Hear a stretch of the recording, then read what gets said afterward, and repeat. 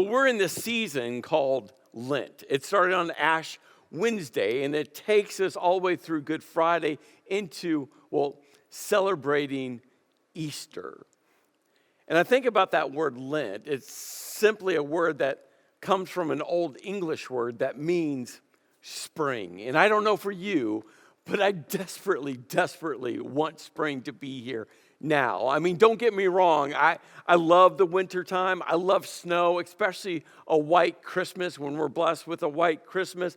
I love that beautiful landscape where the snow's covered everything and the trees and the sun's out shining off the snow. I love snow. I love skiing in the snow. But right now, at this point of March, I'm done with snow. I'm done with the cold. I'm done with the ice. I'm done with it all. Right? Spring come quickly. And I know it's coming quickly, but I want it here right now. But that word Lent simply means spring. But it's a season where we get to pause and reflect and remember all that Jesus did for you and for me. And I think about all that Jesus, especially in this season, all that Jesus did for us. And I think about the storyline that was hundreds and hundreds and hundreds of years in the making, that God perfectly scripted. And I think about that story, especially this season of Lent into Easter, and how scandalous it really is. I think about the earth and the Old Testament, the story before Jesus walked here on this earth, and Old Testament prophets that were talking about this coming king, this coming Messiah, and they had no idea how scandalous the storyline was really going to be. I think about Mary and Joseph, who realized that God was doing something so significant, through them with their son Jesus, but they had no idea how scandalous that storyline was really going to be. I think about the disciples, 12 ordinary people like you and me that Jesus handpicked. And they got to walk with Jesus, which was cool. They got to hear his teaching, which was awesome. They got to see some amazing miracles, which was really cool. But they had no idea the scandalous nature in which, that was going to unfold in front of them as they watched Jesus arrested, beaten, crucified, and placed in a tomb. And all of that we call good news. Gospel church any length of time. You've heard of this word, gospel. And so many times when we say the word gospel, when we think of the word gospel, we just connect it directly to a book of the Bible. Specifically, the Gospels of Matthew, Mark, Luke, and John. I mean, these four books, these four Gospels, right? They tell the story of Jesus. I mean, specifically, they tell the story of God's perfect plan to restore what sin fractured. They tell the story of God's perfect plan to redeem, to rescue, to ransom, to buy back. And this is what we call good news. It's great news. It's amazing news. Something that we couldn't do ourselves, but God so loved the world that he gave. But have you ever wondered, how did we get our English word gospel? I mean, it literally means good news. In fact, every time I say the word gospel, I say the phrase, the gospel, or the Gospel of Luke, which the word gospel means good news. I always attach good news to gospel, and often I think we should just get rid of our English word gospel and just say good news. We could say the book of Jesus, who shares the good news of Jesus, or the book of Luke, who shares the good news of Jesus, or the book of Mark, who shares the good news of Jesus, or the book of John that shares the good news of Jesus. I think we should just get rid of gospel and say good news. But have you wondered where our English word gospel comes from? Well, in fact, the word gospel comes from the Old English word Godspell.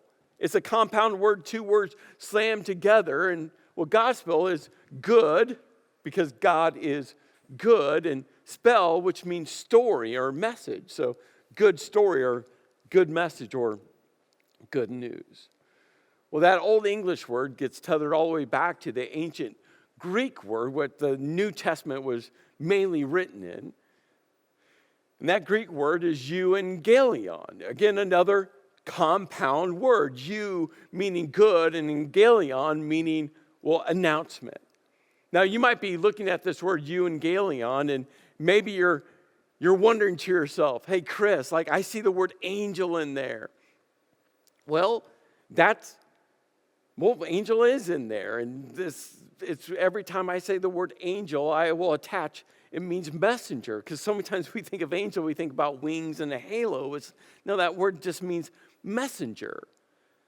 Maybe you're looking at euangelion and you're wondering to yourself, is this where we get the word evangelism? It is. It's where we get the word evangelism, to share the story. It's where we get that word from, to share the good news. Maybe you're looking at euangelion and you're wondering, well, I see the word lion. Does that have anything to do with lions? And no, it doesn't. It's just the ending of the word, but that's okay. And when we think about this ancient Greek word, good announcement, good news, it gets connected all the way back to, well, an ancient Hebrew word, what the Old Testament was written in. And the ancient Hebrew word that it gets attached to is this Hebrew word, beser. And this is where this word gospel, good news, comes alive. You see, in the ancient Hebrew, the word beser means royal announcement, national news. Think about that. Royal announcement. This word beser was used when a king was receiving news or when a king was giving a royal announcement. It was attached to royalty, to kings. It's national news, a royal announcement. And understanding where this word came from thousands of years ago helps us understand this word in our modern English. You see, when we go back to our word in English, gospel, again, don't relegate it to just a book of the Bible. Think about this as a royal announcement that Matthew was sharing the gospel, the good news, a royal announcement about Jesus, the King. That Mark was sharing the royal announcement. That Luke was sharing the royal announcement. That John was sharing the royal announcement about Jesus. Now, we have 4 gospels or 4 books that share the good news, the royal announcement about Jesus, but most scholars say there's actually a 5th gospel. I don't know if you've heard of the 5th gospel, but this gospel comes before Matthew, Mark, Luke, and John. In fact, this 5th gospel comes and is found in the Old Testament, and the book is called Isaiah. In fact, the Old Testament prophet was named Isaiah. And what's interesting about Isaiah is usually it's split into 2 different books or 2 different parts or 2 different scrolls. The first one is chapters 1 through 39, and the second one is chapters 40 through 66. Now, sometimes the second part is actually separated into 2, and some people say there's 3 different, but for this moment, let's just view it as 2 different parts of Isaiah, chapters 1 through 39 and then 40 through 66. The first part of Isaiah, chapters 1 through 39, is all about judgment, God's judgment, specifically focused on his people, Israel. But something interesting happens in the second part, chapters 40 through 66. All of a sudden, it goes from judgment to hope, and specifically a future hope. Most scholars think that Isaiah 1 through 39 were actually attached to the Old Testament prophet Isaiah. But the second part, chapters 40 through 66, was actually, spoken some 150 years later. So there's this separation of time. And that's really important to understand as you're reading through Isaiah, especially when it comes to God's judgment, chapters 1 through 39, to God's people of Israel. And this future hope focused on God's doing something significant. And understanding that, we get to, chapter 52 of Isaiah. And understanding that this is a future hope. This is what we're told in verse 7. How beautiful in the mountains are the feet of those who bring good news. That's an ancient Hebrew word, beser. Who bring good news, who bring a royal announcement fit for a king. Who proclaim peace, who bring good tidings. That phrase, bring good tidings, is also the same Hebrew word, beser. Who proclaim salvation, who say to Zion, your God reigns. And then we move into verse 10, and listen to this. The Lord will lay bare his holy arm in the sight. Now, this idea of his arm is an image of God's strength. And when we're told that it's lay bare, this is the mental image you should have in your mind. To lay bare is this image of God rolling up his sleeves. Now, I don't know how big God's biceps are, but I promise you, his biceps are bigger than mine and bigger than yours. I don't know how big your biceps are. I'm just saying, right? He's rolling up his sleeves, right? He's flexing the power and strength in his arm. And it's this image of God saying, let's get to work. I have something to do. I have something to accomplish. Let's go. For all the nations. Remember, future hope. Chapters 40 through 66 of Isaiah is about this future hope for all nations. And all the ends of the earth will see what? The salvation of God. There's a royal announcement that God is rolling up his sleeves, that we're going to see his power on display, his work on display, his strength on display for all people, all nations, to the ends of the earth. His salvation is coming. You see, when you hear the word gospel, good news, the image I want you to have in your mind is God's perfect plan to save, to redeem, to ransom what sin obliterated out of his love for me, out of his love for you.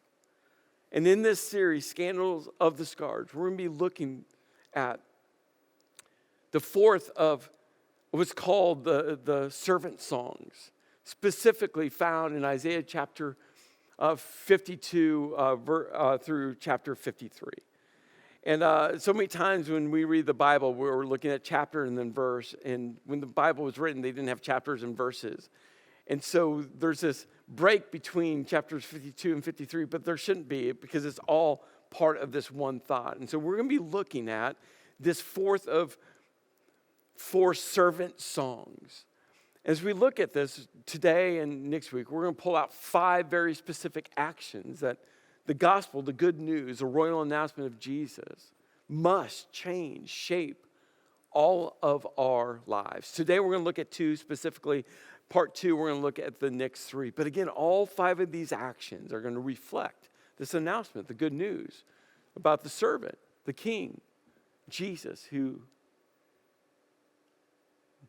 came to die for all people, all nations. Now, what I'm going to do in this series, I'm actually going to give you the action first, and then we're going to look at the text. So the first action that we're going to be looking at is the action of to live in the tension that the gospel, the good news, is always filled with tension.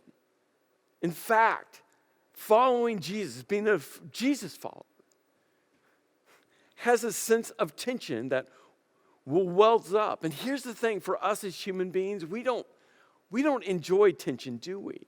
I know we like to say we do. I'm not scared of it, but at the end of the day, we kind of like to move away from tension, don't we? there's a difficult conversation that you have to have with someone, feel the tension. Especially the closer that person is to you, the more you care about that person, right? The more intense that tension. And we just don't like to have those type of conversations, do we?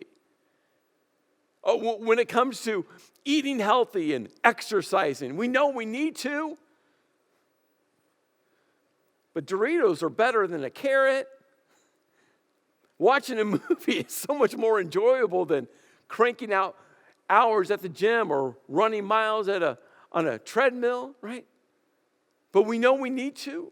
There's something within us that we like to walk away from tension. But when it comes to the gospel, the good news, it's filled with tension. Listen how this fourth servant song starts. See, my servant will act wisely.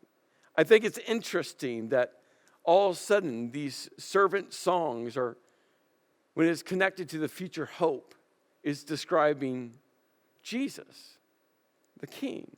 Now, the word servant throughout all of Isaiah is used in many different ways. Sometimes it's attached to different individuals. Sometimes it's attached to a collective of people. Again, chapters 1 through 39 is about God's judgment. But something shifts, especially within the servant songs, that all of a sudden it starts to describe Jesus, the King Jesus. And you just feel that tension, don't you? Jesus King and Jesus as servant. In verse 13, all of a sudden, it says, see my servant. My. And a question that needs to kind of surface within your mind is like, who's talking? Is it Isaiah? Is it another prophet? Or is it God himself?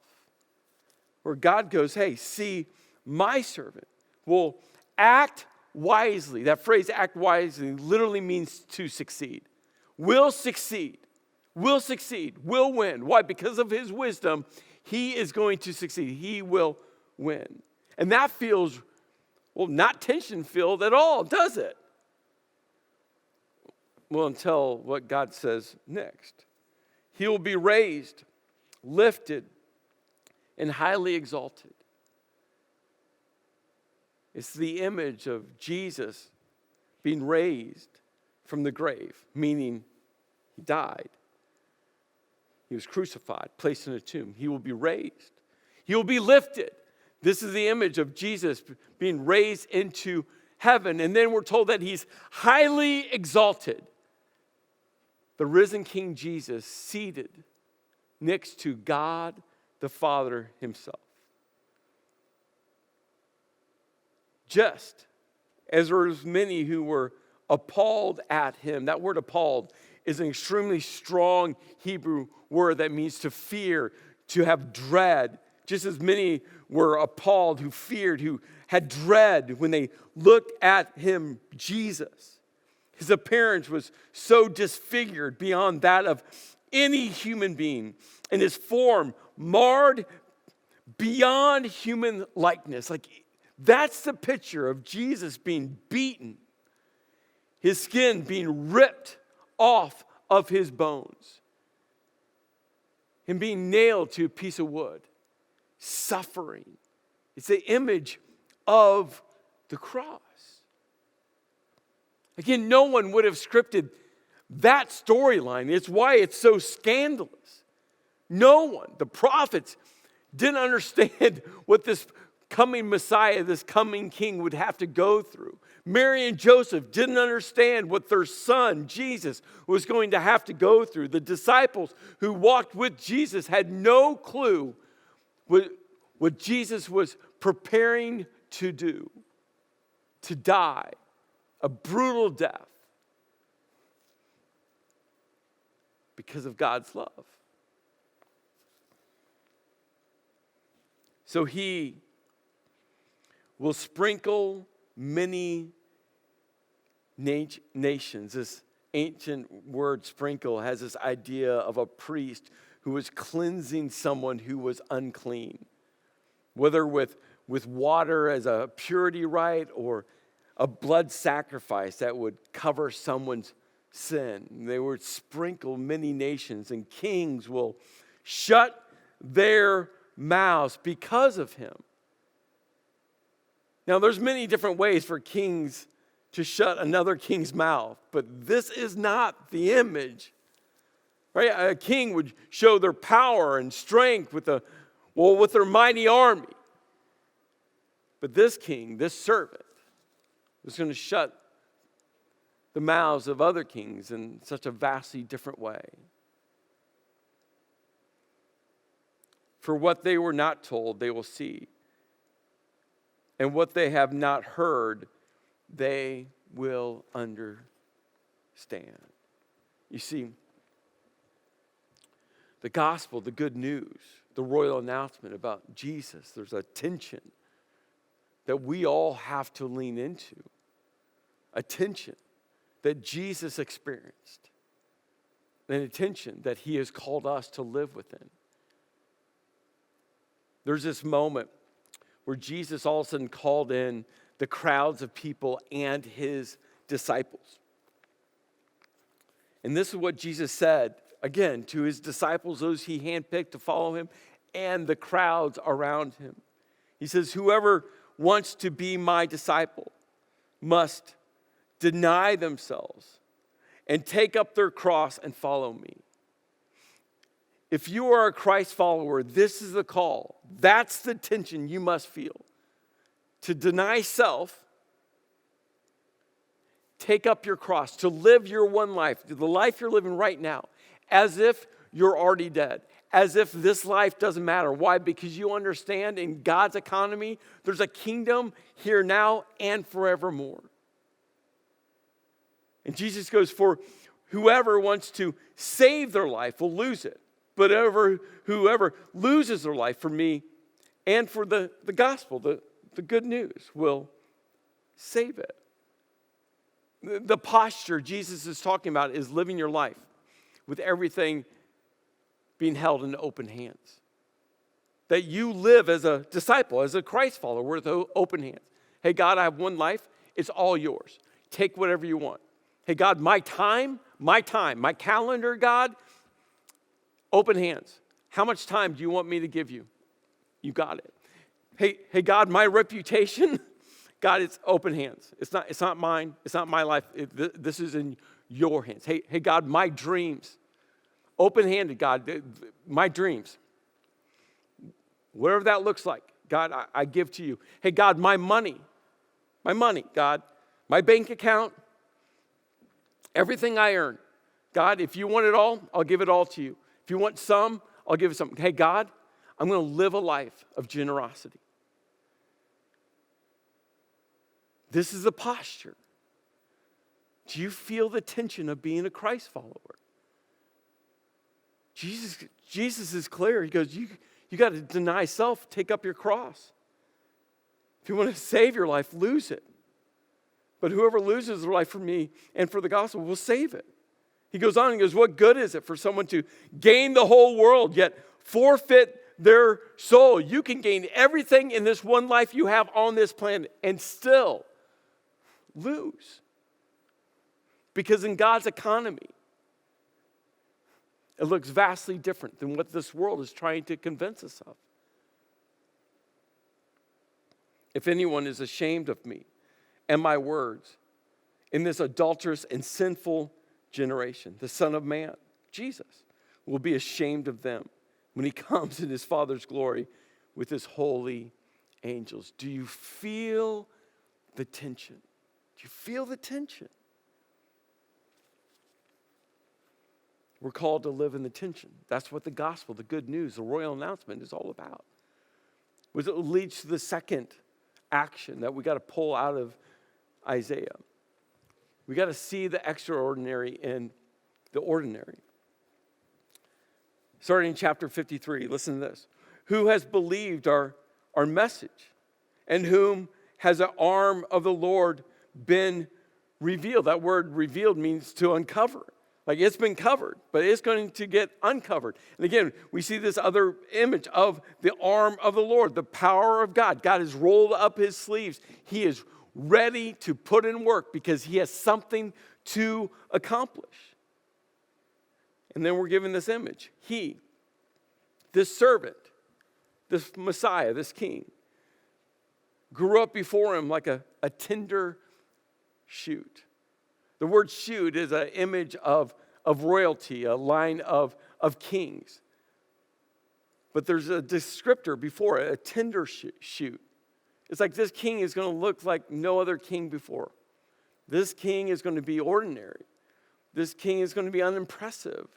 This king is going to grow up in a region that is out of the spotlight of Jerusalem, the temple. It's going to be in the city that people look down upon, a town that no one thinks highly of. It's going to be part of a family where parents are not real impressive. But he's still a king. And like a dry root out of dry ground, this king, he's going to be unexpected. Not like anyone has ever anticipated. He had no beauty or majesty to attract us to him, nothing in his appearance that we should desire him.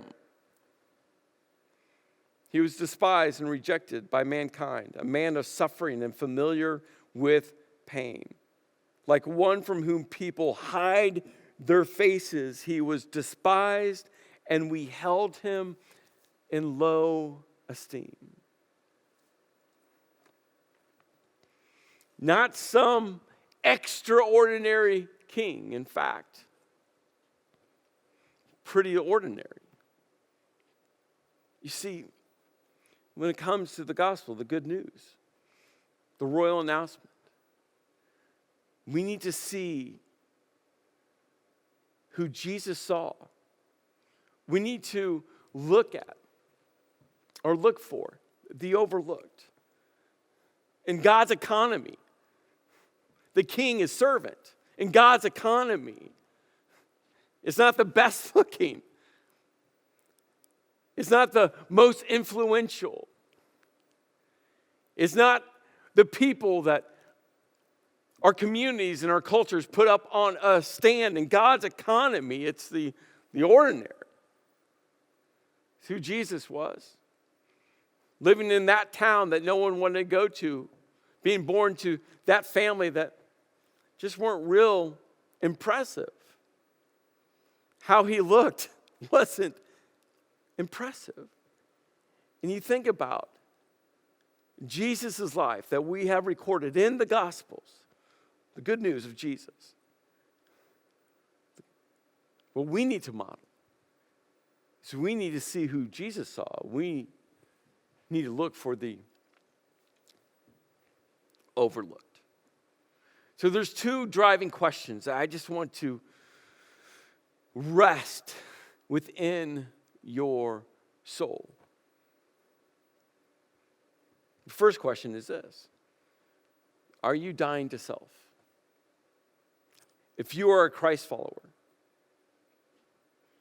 I hope you feel so much tension. Are you dying to self? Are you living a life where everything, let me say it a different way, everything is in open hands? Hey, God, all of me and all that I have is yours. Or are you doing this? One hand closed behind your back, and you're like, God, here, everything in this hand. And this is what I've discovered in my spiritual journey. When I do this, one hand's closed behind my back. I'm like, but God, I'm giving you all of this. You know what God wants? He wants everything behind my back. He's like, Chris, I want that hand. Open that hand. God, hey, Chris, I want what's right here. And you know what God starts doing? He's prying my fingers open, because this is the posture. Are you dying to self? Jesus said it. Take up your cross. Follow me. Live this life as if you are already dead. Why? Because his kingdom is here now and forevermore. And the second question: are you living?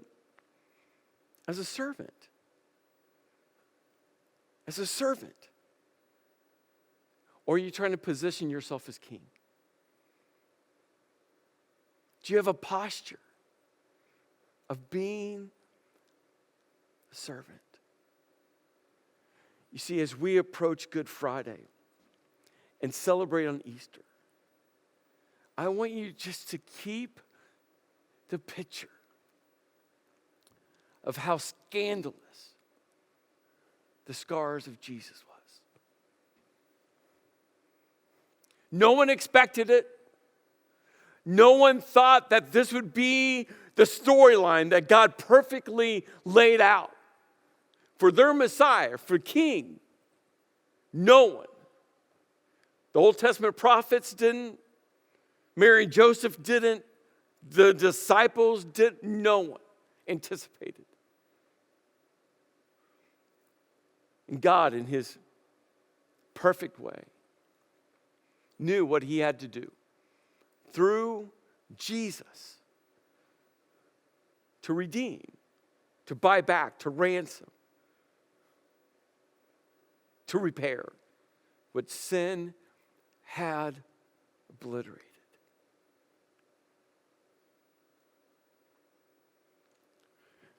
Let's lean into the tension and realize to be a disciple, to be a follower of Jesus, means living a life that reflects the life Jesus lived. Let's pray. Lord, I pray that every one of us will lean into that tension.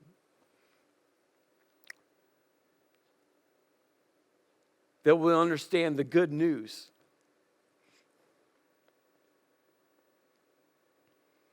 is a different type of news that this world would anticipate. The good news, the royal announcement, is about your servant Jesus coming to die so that the nations, the ends of the earth, will know the depth of your love. Lord, may we die to self and live as a servant. In your name I pray. Amen.